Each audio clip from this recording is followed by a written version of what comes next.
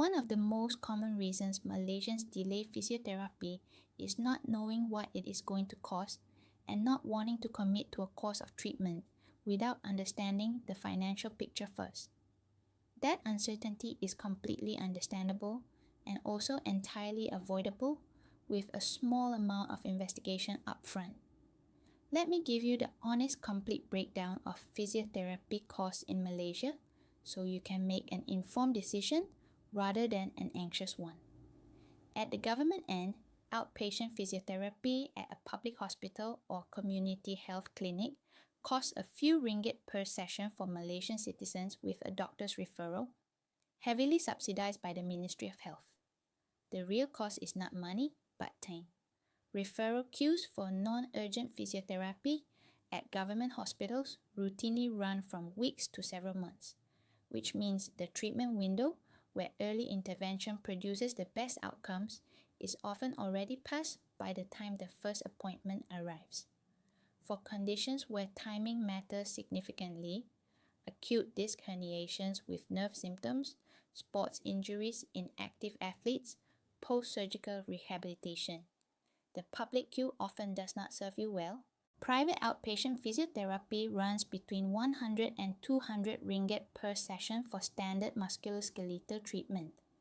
Specialist services, shockwave therapy for chronic tendinopathies, vestibular rehabilitation for dizziness and balance disorders, intensive sports rehabilitation, post-surgical neurological physiotherapy, typically run between 180 and 250 ringgit per session.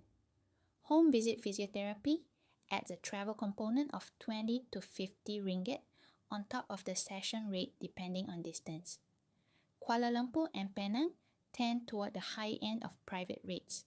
Smaller cities and rural areas are generally more affordable. The second variable in your total cost is how many sessions you will need, and this depends primarily on how long you have been managing the problem before seeking treatment.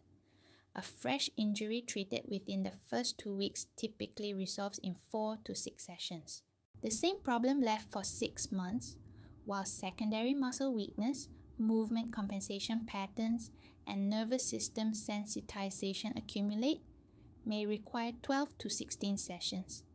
Starting early is always cheaper in total, not just per session.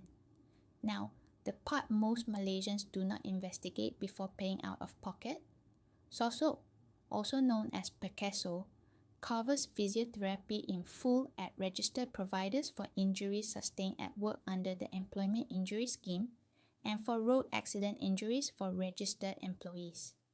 If either applies to you, contact your employer's HR department before your first appointment, initiate an injury claim, and ask which registered SOSO physiotherapy providers are near you.